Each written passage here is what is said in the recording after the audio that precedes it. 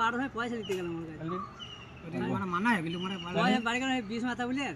সে মানে ফোন করছি নাই মালিক আছে নাই এমন আছে নাই আচ্ছা আমার কাজ করছে গেলাম তোদের কাছে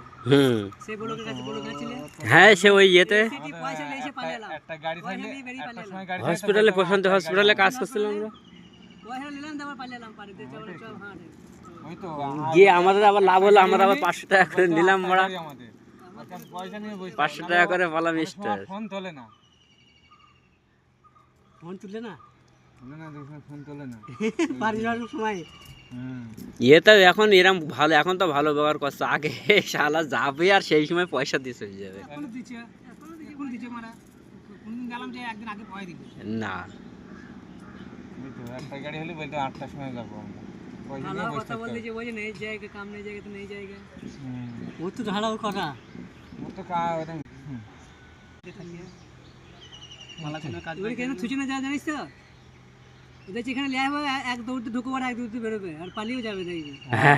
এটা হচ্ছে বাস্তব কথা মিলিয়ে লিও না ও কোন লোক নিয়ে আসছে এই চপল সরি কথা আছে সেই নাজিরের লোক দিছে নাজির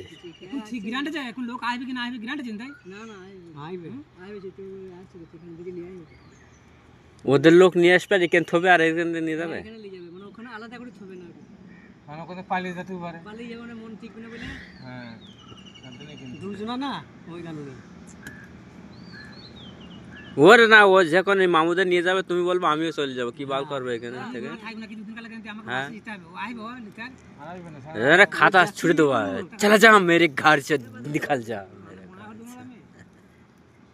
তুমি ব্যাগ গুটিয়ে পালাবে বাস আগে